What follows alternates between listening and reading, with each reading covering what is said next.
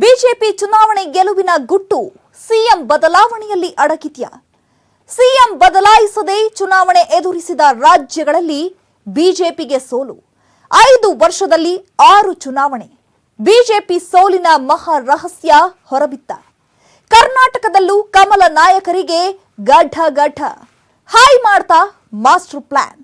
ರಾಜ್ಯ ಬಿಜೆಪಿಗೂ ತ್ರಿಮೂರ್ತಿಗಳು ಕೊಡ್ತಾರ big shock. Delhi high secret ವಿಶೇಷ ವರದಿ ನಿಮ್ಮ ಮುಂದೆ. ಸಿಎಂ ಬದಲಾಯಿಸದೇ ಇದ್ದ ರಾಜ್ಯಗಳಲ್ಲಿ ಬಿಜೆಪಿಗೆ ಸೋಲಾಗ್ತಿದೆಯಾ?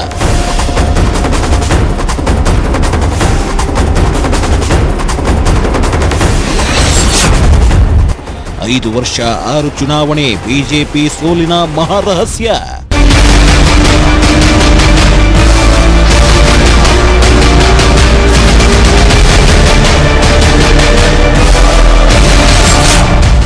High master plan.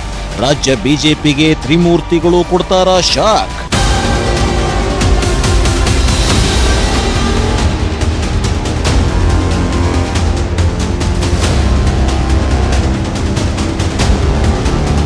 ಸಾರ್ವತ್ರಿಕ ಚುನಾವಣೆಗೆ ಇನ್ನೂ ಕೇವಲ 10 ತಿಂಗಳು ಬಾಕಿ ಇದೆ. ಆದರೆ ಸಂಪುಟ ವಿಸ್ತರಣೆ ಅಥವಾ ಸಂಪುಟ ಪುನರ್ರಚನೆ ಆಗುತ್ತೆ ಅನ್ನೋ ಯಾವ ಸೂಚನೆಯೂ ಕಾಣಿಸ್ತಾ ಇಲ್ಲ. ಸಂಪುಟ ಸರ್ಜರಿ ಡೌಟು ಎಂದೇ ವದಂತಿಗಳು ಎದ್ದಿದೆ. ಆದರೆ ಸಿಎಂ ಬೊಮ್ಮಾಯಿ ಮಾತ್ರ ಪದೇ ಪದೇ ಡೆಲ್ಲಿಗೆ ಹೋಗ್ತಿರೋದು ಸಾಕಷ್ಟು ಕುತೂಹಲ ಮೂಡಿಸಿದೆ. ಶುಕ್ರವಾರವೂ ದಿಢೀರನೆ ಸಿಎಂ ಬೊಮ್ಮಾಯಿ ದಿಲ್ಲಿಗೆ ಹೋಗಿ ಮತ್ತೆ ಶನಿವಾರ ವಾಪಸ್ಸಾಗಿದ್ದಾರೆ. ಕಳೆದ ಕೆಲ ದಿನಗಳ ಹಿಂದಷ್ಟೇ ಸಿಎಂ ಬೊಮ್ಮಾಯಿ ದೆಹಲಿಗೆ ಹೋಗಿ ಗೃಹ ಸಚಿವ ಅಮಿತ್ ಶಾರನ್ನ ಭೇಟಿಯಾಗಿ ವಾಪಸ್ಸಾಗಿದ್ರು. ಅಂದೇ ಸಂಪುಟ ಸರ್ಜರಿಗೆ ಮುಹೂರ್ತ ಫಿಕ್ಸ್ ಆಗುತ್ತೆ, ಹೈಕಮಾಂಡ್ ಗ್ರೀನ್ ಸಿಗ್ನಲ್ ಕೊಡುತ್ತೆ ಅಂತಾನೆ ಹೇಳಲಾಗ್ತಿತ್ತು. ಆದರೆ ಬಿಜೆಪಿ ಹೈಕಮಾಂಡ್ ಗ್ರೀನ್ ಸಿಗ್ನಲ್ ಕೊಡ್ಲಿಲ್ಲ. ಇದೀಗ ಸಾಲು ಚುನಾವಣೆಗಳು ಎದುರಾಗ್ತಾ ಇರೋದ್ರಿಂದ ಸಂಪುಟ ಸರ್ಜರಿ ಅನುಮಾನ ಎಂಬ ಊಹಾಪೋಹಗಳು ಹರಿದಾಡ್ತಿದೆ. ಆದರೆ ಪದೇ ಪದೇ ಸಿಎಂ ಬೊಮ್ಮಾಯಿ ದಿಲ್ಲಿಗೆ ಹೋಗ್ತಿರೋದು ಈಗ ಒಂದಷ್ಟು ಅನುಮಾನಗಳಿಗೆ ಕಾರಣವಾಗಿದೆ.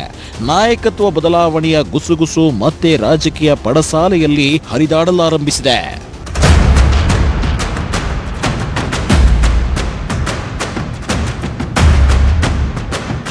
ನಾಯಕತ್ವ ಬದಲಾವಣೆ ಆಗಲ್ಲ, ಬೊಮ್ಮಾಯಿ ನೇತೃತ್ವದಲ್ಲೇ ಚುನಾವಣೆ ಎದುರಿಸಲಿದ್ದೇವೆ ಅಂತ ಬಿಜೆಪಿ ರಾಜ್ಯಾಧ್ಯಕ್ಷ ನಳಿನ್ ಕುಮಾರ್ ಕಟೀಲ್, ಬಿಜೆಪಿ ರಾಷ್ಟ್ರಾಧ್ಯಕ್ಷ ಜೆಪಿ ನಡ್ಡಾ ಈಗಾಗಲೇ ಹೇಳಿದ್ದಾರೆ. ಲಾಸ್ಟ್ ಟೈಮ್ ರಾಜ್ಯಕ್ಕೆ ಭೇಟಿ ಕೊಟ್ಟ ಅಮಿತ್ ಶಾ ಕೂಡ ನಾಯಕತ್ವ ಬದಲಾವಣೆಯ ಗುಸುಗುಸು ಸುದ್ದಿಗೆ ಫುಲ್ ಸ್ಟಾಪ್ ಇಟ್ಟಿದ್ರು. ಆದರೆ ಬಿಜೆಪಿ ರಾಷ್ಟ್ರೀಯ ಸಂಘಟನಾ ಕಾರ್ಯದರ್ಶಿ ಬಿಎಲ್ ಸಂತೋಷ್ ಮೇ 1ರಂದು ಕೊಟ್ಟಿದ್ದ ಹೇಳಿಕೆ ಕಮಲ ಪಾಳ್ಯದಲ್ಲೇ ಬಿರುಗಾಳಿ ಎಬ್ಬಿಸಿತ್ತು. ಪದೇ ಪದೇ ರಾಜಕೀಯ ಬದಲಾವಣೆಯೇ ಬಿಜೆಪಿ ಶಕ್ತಿ ಅಂತ ಮೈಸೂರಿನಲ್ಲಿ ಬಿಎಲ್ ಸಂತೋಷ್ ಹೇಳಿದ್ದ ನಂತರದಲ್ಲಿ ನಾಯಕತ್ವ ಬದಲಾವಣೆ ಆಗುತ್ತಾ ಎಂಬ ಚರ್ಚೆಗಳು ಮತ್ತೆ ಹುಟ್ಕೊಂಡಿದ್ವು. ಯಾರು ಹೆದರಬೇಕಾಗಿಲ್ಲ. ನಾನು ಹೇಳಿದ್ರೆ ನಾನು ಉದಾಹರಣೆಗೋಸ್ಕರ ಮಾತ್ರ ಹೇಳ್ತಾ ಇದ್ದೀನಿ. ಕಳೆದ ಬಾರಿ ಡೆಲ್ಲಿ ಕಾರ್ಪೊರೇಷನ್ ಎಲೆಕ್ಷನ್ ಆದಾಗ ನಾವು ಸಿಟ್ಟಿಂಗ್ ಕಾರ್ಪೊರೇಟರ್ಗಳಿಗೆ ಯಾರಿಗೂ ಟಿಕೆಟ್ ಕೊಡೋದಿಲ್ಲ, ಎಲ್ಲವನ್ನು ಹೊಸಬರಿಗೆ ಕೊಡ್ತೀವಿ ಅಂತ ಫೈನಲ್ ಮಾಡ್ತಾರೆ. ಈ ಸಲ ಗುಜರಾತ್ ಕಾರ್ಪೊರೇಷನ್ ಎಲೆಕ್ಷನ್ಗಳಾದಾಗ 2 ಬಾರಿ ನಿಂತಿರೋರು ಎಲ್ಲರನ್ನು ಸಾಮೂಹಿಕವಾಗಿ ನಿವೃತ್ತಿ ಮಾಡಿದ, ಮತ್ತು ಅವ್ರು ಫಸ್ಟ್ ಸರ್ಕಲ್ಗೂ ಟಿಕೆಟ್ ಕೊಡಲ್ಲ ಅಂತ ಡಿಸೈಡ್ ಮಾಡಿದ. ಹಾಗಾಗಿ ಹೋಲ್ ಲಾಟ್ ಇವತ್ತು ಗುಜರಾತ್ ನಲ್ಲಿ ನೀವು ಮೀಟಿಂಗ್ ನಲ್ಲಿ ಹೋಗಿ ಕೂತ್ಕೊಂಡ್ರೆ ಹೋಲ್ ಲಾಟ್ ಇವತ್ತು ಪಕ್ಷದ ಕಾರ್ಯಕರ್ತರು ಮುಂದೆ ಬಹಳ ಹಿಂದೆ ಕೂತ್ಕೊಳ್ತಾ ಇದ್ದವರೆಲ್ಲ ಮುಂದೆ ಬಂದ್ಬಿಟ್ಟಿದ್ದಾರೆ. ಕೆಲವು ಪಕ್ಷಗಳಲ್ಲಿ ನಮ್ಮ ರಾಜ್ಯದಲ್ಲೂ ಕೆಲವು ಜಿಲ್ಲೆಗಳಲ್ಲಿ ಹಿಂದೆ ಕೂತ್ಕೊಳ್ಳೋರು ಪರ್ಮನೆಂಟ್ ಹಿಂದೆನೆ ಕೂತಿರ್ತಾರೆ ಅನ್ನೋಂಥ ಪರಿಸ್ಥಿತಿ ಇದೆ. ಅದನ್ನು ಸರಿ ಮಾಡೋ ಧೈರ್ಯನೂ ಇವತ್ತು ಪಾರ್ಟಿಗೆ ಬಂದಿದೆ, ತಾಕತ್ತು ಕೂಡ ಪಾರ್ಟಿಗೆ ಬಂದಿದೆ. ಇದೆಲ್ಲವೂ ಎಲ್ಲಾ ಕಡೆ ಆಗುತ್ತೆ ಅಂತ ನಾನೇನು ಹೇಳ್ತಾ ಇಲ್ಲ ಒಂದ್ಸಲಿ. ಆದ್ರೆ ಯಾವ್ದನ್ನು ಬೇರೆ ಪಕ್ಷಗಳು ಕನಸ್ಮನಸ್ಸನ್ನು ಊಹಿಸಕ್ಕೆ ಸಾಧ್ಯ ಇಲ್ವೋ, ಇವತ್ತು ಭಾರತೀಯ ಜನತಾ ಪಕ್ಷ ಬದಲಾವಣೆಗೆ ತನ್ನನ್ನು ಒಗ್ಗಿಸ್ಕೊಳ್ಬೇಕು ಅಂತಕ್ಕಂಥ ಆಕಾಂಕ್ಷೆಯ ಕಾರಣಕ್ಕೆ ಮತ್ತು ಆ ಬದಲಾವಣೆಯನ್ನು ತಂದುಕೊಳ್ಬಹುದು ಅಂತಕ್ಕಂಥ ಸಾಮರ್ಥ್ಯದ ಕಾರಣಕ್ಕೆ ಇವತ್ತು ಗುಜರಾತ್ ನಲ್ಲಿ ಮುಖ್ಯಮಂತ್ರಿ ಬದಲಾದಾಗ ಇಡೀ ಮಂತ್ರಿಮಂಡಲ ಬದಲಾಗ್ತಾರೆ. ಹೊಸತನ ತರಬೇಕು ಅಂತ, ಯಾವುದೇ ದೂರು ಅಂತಲ್ಲ, ಆದ್ರೆ ಹೊಸತನ ತರಬೇಕು ಅಂತ. ಗುಜರಾತ್ನಲ್ಲಿ ಮಾಡಿರೋ ಬದಲಾವಣೆ ಬಗ್ಗೆ ಉಲ್ಲೇಖಿಸ್ತಾ ಹೀಗೆ ಹೇಳಿದ್ರು ಬಿಎಲ್ ಸಂತೋಷ್. ಇದೊಂದು ಹೇಳಿಕೆ ಕೇಸರಿ ಪಾಳ್ಯದಲ್ಲಿ ಭಾರೀ ಸಂಚಲನ ಎಬ್ಬಿಸಿತ್ತು. ಹಾಗಾದ್ರೆ ನಾಯಕತ್ವ ಬದಲಾವಣೆಗೆ ಸಜ್ಜಾಗಿದ್ಯಾ ಬಿಜೆಪಿ ಹೈಕಮಾಂಡ್? ಸಂಪುಟ ಸರ್ಜರಿ ಮುಂದೂಡ್ತಾ ಇರೋದ್ರ ಹಿಂದಿನ ಸೀಕ್ರೆಟ್ ಏನು? ತ್ರಿಮೂರ್ತಿಗಳ ಕರ್ನಾಟಕ ಕಾರ್ಯತಂತ್ರ ಹೇಗಿದೆ? ಯಾಕೆ ಈಗ ಮತ್ತೆ ನಾಯಕತ್ವ ಬದಲಾವಣೆಯ ಚರ್ಚೆ ಶುರುವಾಗಿದೆ ಎಂಬ ಪ್ರಶ್ನೆಗೆ ಉತ್ತರ ಕಂಡುಕೊಳ್ಳಲು ಬಿಜೆಪಿ ಚುನಾವಣಾ ಗೆಲುವಿನ ಮಹಾ ರಹಸ್ಯವೊಂದನ್ನ ನಿಮ್ಮ ಮುಂದೆ ಇಡಲೇಬೇಕು.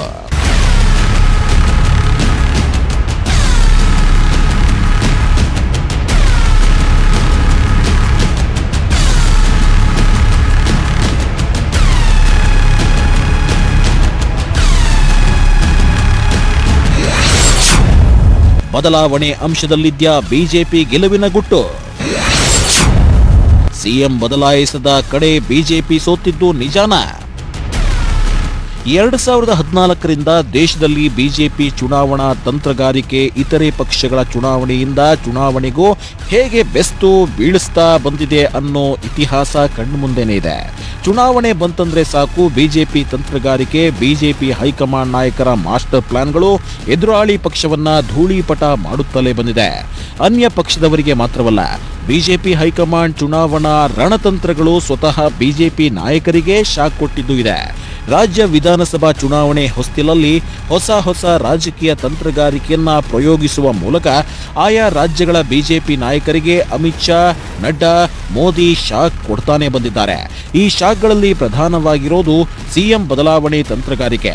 ಎಸ್, ಚುನಾವಣಾ ಹೊಸ್ತಿಲಲ್ಲಿ ಬಿಜೆಪಿ ಅಧಿಕಾರದಲ್ಲಿರೋ ರಾಜ್ಯಗಳಲ್ಲಿ ಸಿಎಂ ಬದಲಾವಣೆ ಮಾಡೋದು ಹೈಕಮಾಂಡ್ನ ಹೊಸ ಪ್ಲಾನ್ಗಳಲ್ಲಿ ಒಂದು. ಬಿಜೆಪಿ ಹೈಕಮಾಂಡ್ ತೆಗೆದುಕೊಂಡ ನಾಯಕತ್ವ ಬದಲಾವಣೆಯ ದಿಟ್ಟ ನಿರ್ಧಾರಕ್ಕೆ ಇದುವರೆಗೂ ಸೋಲಾಗಿದ್ದೇ ಇಲ್ಲ.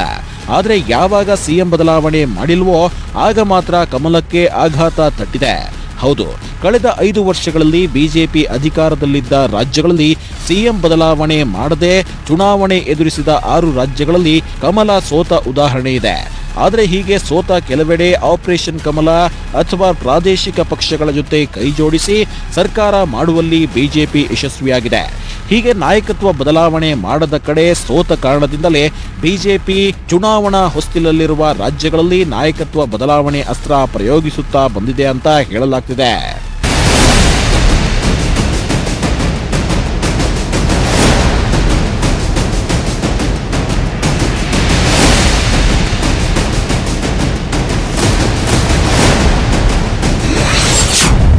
ಸಿಎಂ ಬದಲಾಯಿಸದೆ ಎಲ್ಲೆಲ್ಲಿ ಅಧಿಕಾರ ಕಳೆದುಕೊಳ್ತು ಕಮಲ? ನಾಯಕತ್ವ ಬದಲಾವಣೆಯೇ ಬಿಜೆಪಿ ಗೆಲುವಿನ ರಹಸ್ಯನ? ಬಿಜೆಪಿ ಕಳೆದ 5 ವರ್ಷಗಳಲ್ಲಿ ಅಧಿಕಾರದಲ್ಲಿದ್ದ 6 ರಾಜ್ಯಗಳಲ್ಲಿ ಸಿಎಂ ಬದಲಾವಣೆ ಮಾಡಿರಲಿಲ್ಲ. ಸಿಎಂ ಬದಲಾವಣೆ ಮಾಡದೆಯೇ ಅತಿಯಾದ ಆತ್ಮವಿಶ್ವಾಸದಿಂದ ಚುನಾವಣೆಯನ್ನ ಎದುರಿಸಿತು. ಆದರೆ ಹೀಗೆ ಚುನಾವಣೆ ಎದುರಿಸಿದ 6 ರಾಜ್ಯಗಳಲ್ಲಿ ಬಿಜೆಪಿ ಸೋತ ಇತಿಹಾಸ ಇದೆ. ರಾಜಸ್ಥಾನ, ಛತ್ತೀಸ್ಗಢ, ಜಾರ್ಖಂಡ್, ಮಧ್ಯಪ್ರದೇಶ, ಮಹಾರಾಷ್ಟ್ರ ಮತ್ತು ಹರಿಯಾಣದಲ್ಲಿ ಬಿಜೆಪಿ ಸಿಎಂ ಬದಲಾವಣೆ ಮಾಡದೆ ಚುನಾವಣೆಗೆ ಹೋಗಿತ್ತು. ಆದರೆ ಹೀಗೆ ಬಿಜೆಪಿ ಅಧಿಕಾರದಲ್ಲಿದ್ದ ಈ 6 ರಾಜ್ಯಗಳಲ್ಲಿ ಸಿಎಂ ಬದಲಾವಣೆ ಮಾಡದೆ ಚುನಾವಣೆಗೆ ಹೋದ ಬಿಜೆಪಿ ತೀವ್ರ ಮುಖಭಂಗ ಅನುಭವಿಸಿತ್ತು. ಉದಾಹರಣೆಗೆ ಹೇಳೋದಾದರೆ 2013ರ ರಾಜಸ್ಥಾನ ವಿಧಾನಸಭಾ ಚುನಾವಣೆಯಲ್ಲಿ ಬಿಜೆಪಿ ಗೆದ್ದು ವಸುಂಧರಾ ರಾಜೆ ಸಿಎಂ ಆದ್ರು. ಆದರೆ ರಾಜೆ ವಿರುದ್ಧ ಆಡಳಿತ ವಿರೋಧಿ ಅಲೆ ಏಳಿತು. ಇದನ್ನ ಬಿಜೆಪಿ ಹೈಕಮಾಂಡ್ ಲೆಕ್ಕಿಸಲಿಲ್ಲ. ವಸುಂಧರಾ ರಾಜೆಯನ್ನ ಸಿಎಂ ಸ್ಥಾನದಿಂದ ಕೆಳಗಿಳಿಸದೆ ಚುನಾವಣೆ ಎದುರಿಸಿತು. ಪರಿಣಾಮ 2018ರ ರಾಜಸ್ಥಾನ ಚುನಾವಣೆಯಲ್ಲಿ ಬಿಜೆಪಿ ಸೋತಿತು. ಕಾಂಗ್ರೆಸ್ ಅಧಿಕಾರಕ್ಕೆ ಏರಿತು.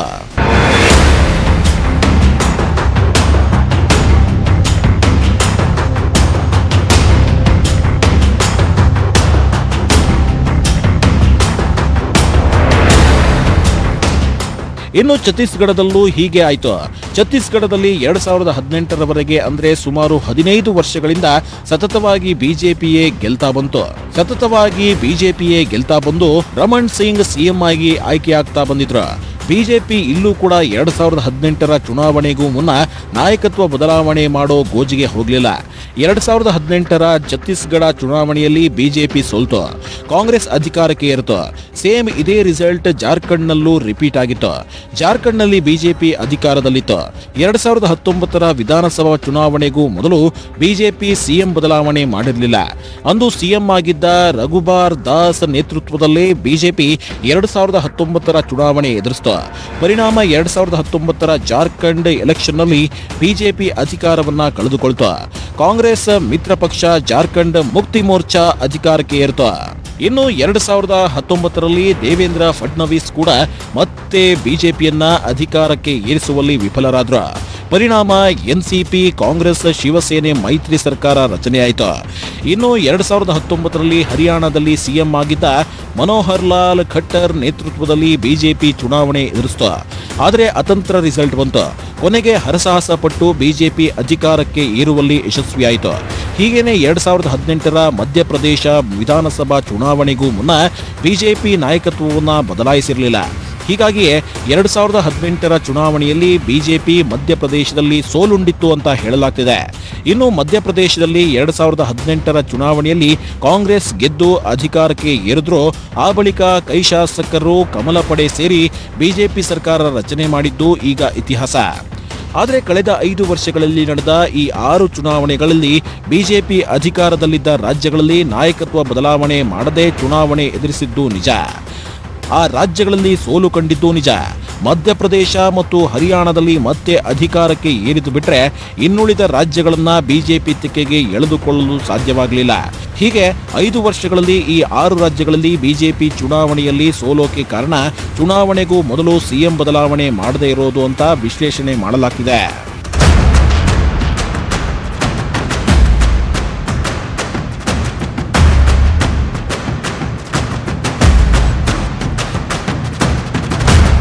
ಹೀಗೆ ನಾಯಕತ್ವ ಬದಲಾವಣೆ ಮಾಡದೆ ಚುನಾವಣೆಗೆ ಹೋಗಿ ಅಧಿಕಾರದಲ್ಲಿದ್ದ ರಾಜ್ಯಗಳು ಕೈತಪ್ಪಿದ ಕಾರಣ ಬಿಜೆಪಿ ಈಗ ಪ್ರತಿ ರಾಜ್ಯದಲ್ಲೂ ವಿಧಾನಸಭಾ ಚುನಾವಣೆ ಬಂದಾಗ ನಾಯಕತ್ವ ಬದಲಾವಣೆಗೆ ಒತ್ತು ಕೊಡುತ್ತಿದೆ ಅಂತ ಹೇಳಲಾಗ್ತಿದೆ. ಇದಕ್ಕೆ ಇತ್ತೀಚೆಗೆ ನಡೆದ ಪಂಚರಾಜ್ಯಗಳ ಚುನಾವಣೆಗೆ ಬೆಸ್ಟ್ ಎಕ್ಸಾಂಪಲ್. ಹೌದು, ನಾಯಕತ್ವ ಬದಲಾವಣೆ ಅನ್ನೋ ಅಸ್ತ್ರದಲ್ಲಿ ಬಿಜೆಪಿಯ ಗೆಲುವಿನ ರಹಸ್ಯ ಅಡಗಿದೆ ಎಂಬುದಕ್ಕೆ ಪೂರಕವಾಗಿದೆ ಉತ್ತರಾಖಂಡ್ನಲ್ಲಿ ಸಿಕ್ಕ ಭರ್ಜರಿ ಗೆಲುವು.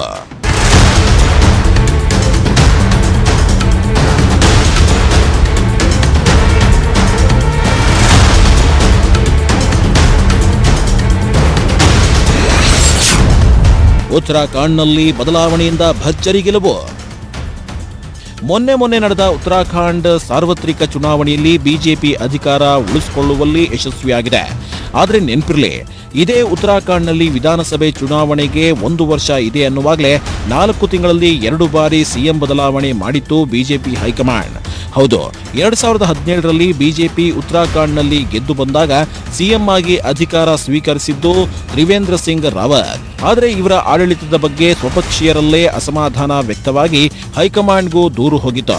ಹೀಗೆ ರಾಜಕೀಯ ಬಿಕ್ಕಟ್ಟು ಎದುರಾಗ್ತಿದ್ದಂತೆ ಎಚ್ಚೆತ್ತುಕೊಂಡ ಬಿಜೆಪಿ ಹೈಕಮಾಂಡ್ 2021 ಮಾರ್ಚ್ 10ರಂದು ತ್ರಿವೇಂದ್ರ ಸಿಂಗ್ ರಾವತ್ ಸಿಎಂ ಸ್ಥಾನಕ್ಕೆ ರಾಜೀನಾಮೆ ಕೊಡುವಂತೆ ಹೈಕಮಾಂಡ್ ಹುಕುಂ ಮಾಡಿತು. ನಂತರ ಉತ್ತರಾಖಂಡ್ನಲ್ಲಿ ತೀರತ್ ಸಿಂಗ್ ರಾವತ್ರನ್ನ ಸಿಎಂ ಸ್ಥಾನದಲ್ಲಿ ಕೂರಿಸಿತು ಬಿಜೆಪಿ ಹೈಕಮಾಂಡ್. ಆದರೆ ಸಿಎಂ ಆದ ಬಳಿಕ ತೀರತ್ ಸಿಂಗ್ ಕೂಡ ಮೇಲಿಂದ ಮೇಲೆ ವಿವಾದ ಹುಟ್ಟುಹಾಕಿದ್ರು. ಮೇಲಿಂದ ಮೇಲೆ ತೀರತ್ ಸಿಂಗ್ ವಿವಾದ ಸೃಷ್ಟಿಸುತ್ತಿದ್ದಂತೆ ಅಧಿಕಾರ ಸ್ವೀಕರಿಸಿದ 4 ತಿಂಗಳಿಗೆ ಅವರನ್ನು ಸಿಎಂ ಸ್ಥಾನದಿಂದ ಕಿತ್ತೊಗೆದಿತ್ತು ಬಿಜೆಪಿ ಹೈಕಮಾಂಡ್. ಆ ಬಳಿಕ 2021 ಜುಲೈನಲ್ಲಿ ಉತ್ತರಾಖಂಡ್ ಸಿಎಂ ಆಗಿ ಪುಷ್ಕರ್ ಸಿಂಗ್ ಧಾಮಿ ಅಧಿಕಾರ ವಹಿಸಿಕೊಂಡ್ರು. ಇನ್ನು ಉತ್ತರಾಖಂಡ್ ಸಂಪುಟದಲ್ಲೂ ಬಿಜೆಪಿ ಹೈಕಮಾಂಡ್ ಹೊಸಬರಿಗೆ ಮಣೆ ಹಾಕಿತು. ಹೀಗೆ ಎಲೆಕ್ಷನ್ಗೆ 1 ವರ್ಷ ಇರುವಾಗಲೇ 4 ತಿಂಗಳಲ್ಲಿ 2 ಸಿಎಂ ಬದಲಾವಣೆ ಮಾಡಿ ಉತ್ತರಾಖಂಡ್ ಕೇಸರಿ ಪಾಳ್ಯಕ್ಕೆ ಶಾಕ್ ಕೊಟ್ಟಿದ್ದು ಈಗ ಇತಿಹಾಸ. ಆದರೆ ಉತ್ತರಾಖಂಡ್ನಲ್ಲಿ ಬಿಜೆಪಿ ಹೈಕಮಾಂಡ್ ಇಷ್ಟೆಲ್ಲ ಬದಲಾವಣೆ ಮಾಡಿದ್ರೂ ಬಿಜೆಪಿ ಭರ್ಜರಿ ಗೆಲುವಿಗೆ ಯಾವುದೇ ಅಡೆತಡೆ ಎದುರಾಗಲಿಲ್ಲ. ಮತ್ತೆ ಅಧಿಕಾರಕ್ಕೆ ಏರುವಲ್ಲಿ ಯಶಸ್ವಿಯಾಗಿದೆ.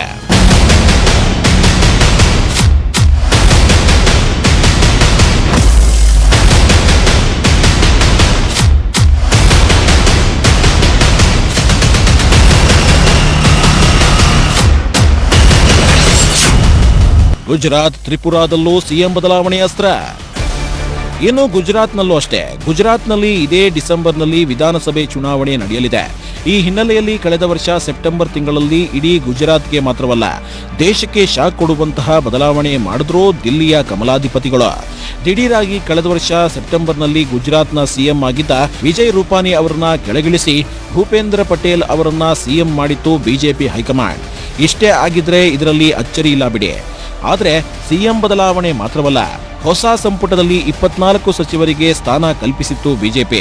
ಆದರೆ ಹೀಗೆ ಹೊಸ ಸಂಪುಟದಲ್ಲಿ ಸ್ಥಾನ ಪಡೆದ 24 ಸಚಿವರ ಪೈಕಿ ಅದಕ್ಕೂ ಹಿಂದಿನ ಸಂಪುಟದಲ್ಲಿದ್ದ ಒಬ್ಬರು ಹಳಬರಿಗೆ ಅವಕಾಶ ನೀಡಿರಲಿಲ್ಲ. ಅಷ್ಟೇ ಅಲ್ಲ, 24 ನೂತನ ಸಚಿವರ ಪೈಕಿ 21 ಮಂದಿ ಅದೇ ಮೊದಲ ಬಾರಿಗೆ ಸಚಿವ ಸ್ಥಾನ ಪಡೆದುಕೊಂಡಿದ್ರು. ಹೀಗೆ ಸಂಪೂರ್ಣ ಹೊಸ ಮುಖಗಳೊಂದಿಗೆ 2022ರ ವಿಧಾನಸಭಾ ಚುನಾವಣೆ ಎದುರಿಸಲು ಗುಜರಾತ್ ಬಿಜೆಪಿ ಸಜ್ಜಾಗಿದೆ. ಇನ್ನು ತ್ರಿಪುರಾದಲ್ಲೂ 2023ರಲ್ಲಿ ಚುನಾವಣೆ ನಡೆಯಲಿದೆ. ಹೀಗಾಗಿ ಅಲ್ಲೂ ಸಿಎಂ ಆಗಿದ್ದ ಬಿಪ್ಲಬ್ ಕುಮಾರ್ಗೆ ಕೊಟ್ಟು ಮಾಣಿಕ್ ಸಾಹರನ್ನ ಪಟ್ಟಕ್ಕೇರಿಸಿದ್ದಾರೆ ದಿಲ್ಲಿ ನಾಯಕರು. ಹೀಗೆ ಒಂದೊಂದೇ ರಾಜ್ಯಗಳಲ್ಲಿ ಚುನಾವಣೆಗೂ ಮುನ್ನ ಬಿಜೆಪಿ ಸಿಎಂ ಬದಲಾವಣೆ ಮಾಡ್ತಿದೆ.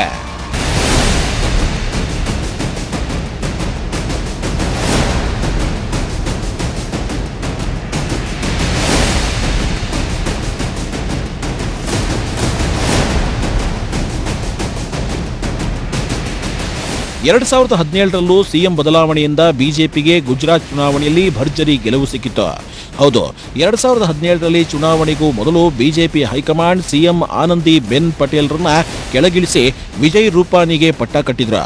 ಆ ಚುನಾವಣೆಯಲ್ಲಿ ಭರ್ಜರಿ ಗೆಲುವನ್ನ ಪಡೆದಿತ್ತು ಬಿಜೆಪಿ. ಇದೀಗ ಮತ್ತೆ ಈ ವರ್ಷದ ಅಂತ್ಯದಲ್ಲಿ ನಡೆಯೋ ಚುನಾವಣೆಗೂ ಮೊದಲು ರೂಪಾನಿಯನ್ನ ಕೆಳಗಿಳಿಸಿ ಭೂಪೇಂದ್ರ ಪಟೇಲ್ಗೆ ಪಟ್ಟ ಕಟ್ಟಿದ್ದಾರೆ ದಿಲ್ಲಿ ನಾಯಕರು. ಹಾಗೆ ನೋಡಿದ್ರೆ ಕರ್ನಾಟಕದಲ್ಲೂ ಈಗಾಗಲೇ ಈ ಪ್ರಯೋಗ ನಡೆದು ಹೋಗಿದೆ. 2023ರಲ್ಲಿ ರಾಜ್ಯ ಚುನಾವಣೆ ನಡೆಯೋದಿದೆ. ಅದಕ್ಕೂ ಮೊದಲೇ ಅಂದರೆ 2021ರಲ್ಲಿ ಬಿಎಸ್ವೈ ಅವರನ್ನ ಬದಲಿಸಿ ಬೊಮ್ಮಾಯಿಗೆ ಪಟ್ಟ ಕಟ್ಟಿದೆ ಬಿಜೆಪಿ ಹೈಕಮಾಂಡ್. ಆದ್ರೀಗ ಒನ್ಸ್ ಅಗೇನ್ ನಾಯಕತ್ವ ಬದಲಾವಣೆ ಚರ್ಚೆ ರಾಜ್ಯ ರಾಜಕೀಯ ಪಡಸಾಲೆಯಲ್ಲಿ ನಡೀತಾ ಇದೆ.